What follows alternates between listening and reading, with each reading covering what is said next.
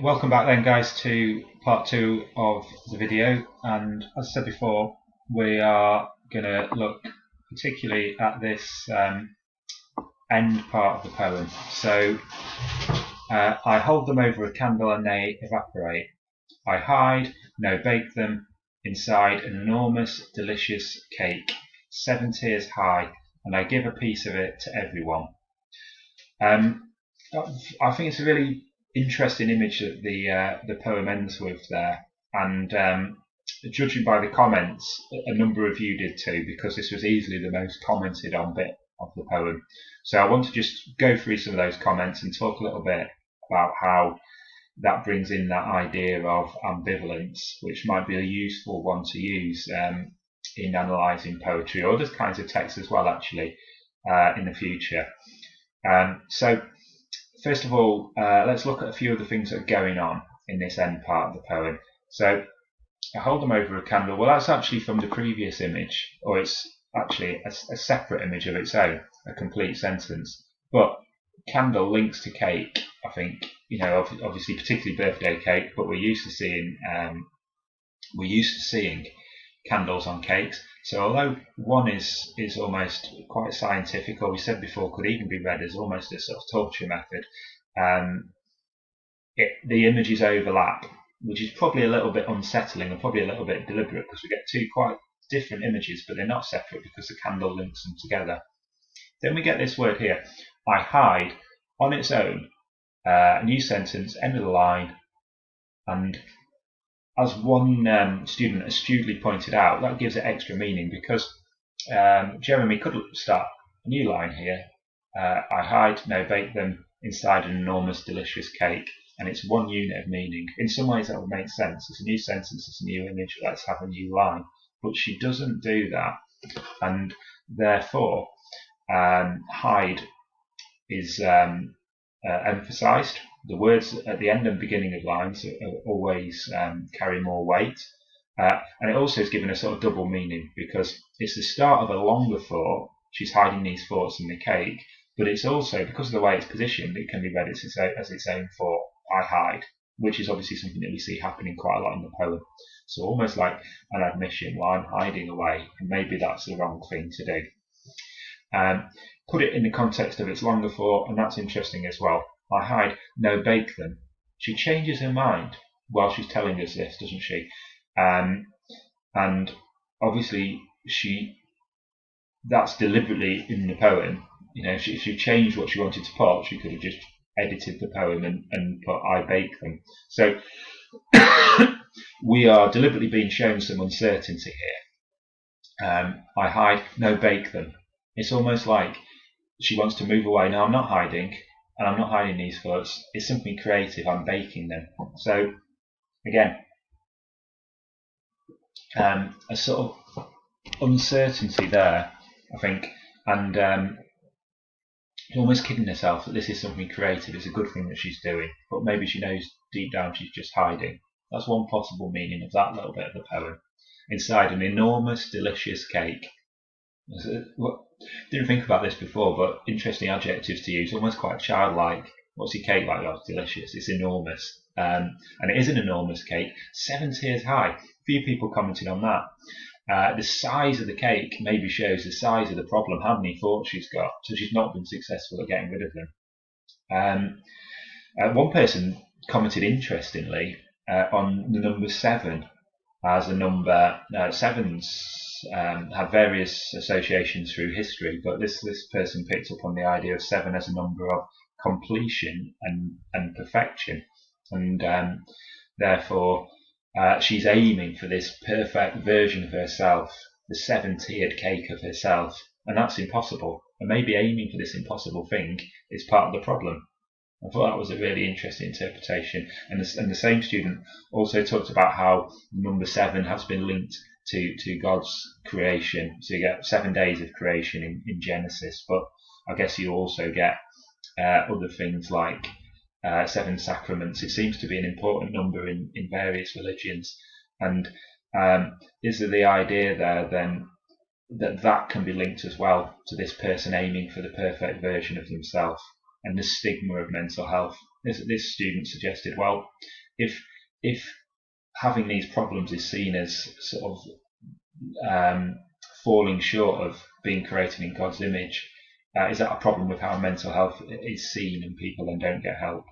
So it's quite interesting. Just picked up on one thing about this cake being 7 tiers high, and gone down quite a fruitful path with it, which is something you can do in an exam, and you don't have to try and do it for every detail of the poem. In an unseen part of the exam, you've not got much time.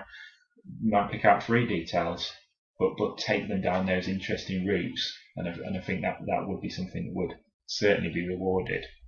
But let's look now at the last bit, which is the real bit that people focused on. So she's baked this cake with the thoughts inside it, and she's given a piece of it to everyone. How do we interpret it? Well, here's a few interpretations you came up with, and I guess what I want to say about these is not that here we have an example of something, or not only that here we have an example of something that's polyvalent and there's 3 possible different interpretations. I think we're going to talk about 3 that people came up with, but actually this is deliberately ambivalent. We're meant to think that the speaker thinks, and we might think, these different and contradictory things at the same time. So let's look at them. First one, student said, well, this ending shows it's better to let your friends and family help. And another student along similar lines, this links to the idea that a problem shared is a problem halved, and it's important to get help and talk to people. So she's baking this cake and she's giving bits of it to other people. She's sharing her thoughts with them, telling them what the problem is, and then they'll help. That makes sense, certainly. And then we've got certainly a positive ending there. But then here's another interpretation. Now she's giving her problems to other people, and that shows that people who know her will also be affected. So rather than getting rid of these thoughts or getting rid of these issues, she's sharing them out. The problem is being spread rather than dealt with. Another along a similar line, this shows that her sadness will now affect others. So we've got an image of a cake, and possibly a birthday cake is obviously a happy image, but at the same time as possibly being a positive thing, she's sharing these problems and hopefully getting help. There's this negative thing inside it. The problem is now being spread out. She's almost infecting other people with this problem. And one student summed up that ambivalence quite nicely. They wrote, this says to me that she knows she needs to share her problems, but she fears being a burden. Not one or the other, but both at the same time. Ambivalence. And finally, on this ending of the poem, a third interpretation, although related, is I thought was quite interesting, and it links back to what we said about the start of the poem can be read as being ironic and sarcastic. And a student connected that to the ending of the poem here, giving a piece of this massive cake, of this massive problem to everyone. This student said, this might be seen as almost suggesting, if it's that easy, you do it. So it links to that sarcastic idea. She's been told at the start, I'll just put the thoughts somewhere else. And you know, we've seen various ways in which that doesn't work. The thoughts go in a boat, in a washing machine, in an aeroplane. They're still there. They're still waiting to be baked in the cake, which is almost saying, go on then, here you go. Here's a piece of cake with a thought in it. You get rid of it if it's so easy. And so we have these different meanings together. And I think that ambivalence is something that's really interesting about this poem. And it's also quite interesting, I think, that student who talked about the different positive images in the poem was dead right. And a couple of people picked up on the idea this poem is quite positive on the surface. She's solving her problems, and we've got balloons, and we've got planes, and we've got the oceans. But that negativity is still there, it persists. Maybe in the way that anxiety or depression or a mental health problem perhaps persists. Whereas in Hound, we've got quite a negative surface, we've got a positive message in the end. The Hound's going to go to ground, things are going to get better. Here maybe things are only getting better on the surface. Okay, so thank you for your comments on that, really interesting. And if you enjoyed the poem, Emma Jeremy's only a young poet. I think this is her first book that this poem came from, so worth checking out more of what she's written perhaps. Before we finish, I just want to look a little bit at a few more comments that people sent in and think about it only a little bit, not a lot, but from a sort of exam lens. So here's the kind of suggested paragraph structure I've given you. But what I thought was interesting and really pleasing about some of the comments that people sent in this week, not just this week, but I was thinking about it before I made this video, was I didn't ask you to write a paragraph. I just asked you to comment on a line or comment on a bit of the poem. And often in previous weeks we've done that first and then we've moved on to writing a paragraph after. But it was interesting that lots of people's comments that came in, actually, they might not have been using this structure, but they were ticking all of the boxes. And that's really reassuring to me, because what it shows is people are getting used to thinking about these poems that they've not read before. They're articulating their thoughts in interesting and often quite detailed ways. And you might have more detail in the exam, sure. But actually, they were coming up with the sort of stuff that, even as it is now, might be hitting grade 7, 8, 9 on the exam.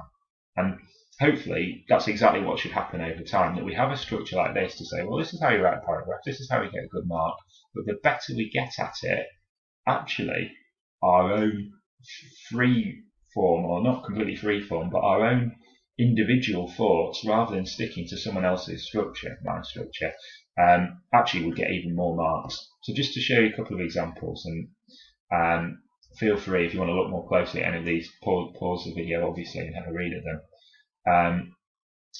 But one here about the cruel thoughts in the poem, and what that sort of signifies about her relationship with other people. And in this paragraph we've got not direct quotes, but lots of explanation of references from the poem. We've got different ideas about what this means: cruelty, offloading, a fear of the destructive power of these thoughts. And then these words like, this amplifies something, it hints at something, it reflects something, this is more important than that, shows his personal response, which actually fits the bill for the effect on the reader, because it's the effect on you as a reader. So not necessarily in the order that I've prescribed in the past, but she's doing, this student, all of those things. Similarly here, we've got personification, the language method is coming up at the top. Then we've got the personal response, then the quote. It's a different order, but it's doing all those things, and it will definitely get a high mark, this paragraph, as it is in the exam. So that shows that over time we're really building up a really good depth of response and analysis in quite a natural way, which makes me very happy, because that's where the 8s and 9s are going to come from. A structure like point, quote, language, reader, that's to help you get there, but it's like scaffolding on a building. Once it's done its job, maybe it can come down. And so if you express your thoughts in a different and more individual way, that's not a problem. Actually, it might be the difference between getting a really good grade 7, say, and hitting the jackpot and getting grade 9. One more to show you just briefly, and as I said before, you can pause the video and read these in more detail. Hiding away dark or depressing thoughts is this person's point, and they have another point there after the first sentence. The strategy is not the best. Then we've got the quotation in the example. We've got a writer's method in there, the use of the line break. Perhaps here we'd use more terminology to talk about the writer's method if we were in an exam. But remember, this student hasn't been in an exam, so that's not a flaw in what he's written. It's just a comment that actually it's an extra thing that we'd add in here, and then suddenly this would be getting a grade 9, no problem. You might say, what about the effect on the reader? But it's my comment, so it's the effect again on him, that personal response. And also, when it says here, well, this is what is suggested by this detail of the stranger's pockets, quite a thoughtful explanation of that. Well, that's the effect on the reader, because it's saying, what will the reader infer from that detail? That she doesn't have people to help her, she feels alone. So it's really excellent. So thanks again for all your comments and questions this week. Hopefully this video has been useful in terms of building on what you already understood about the poem. Have a good weekend, and hopefully I'll see you in school soon.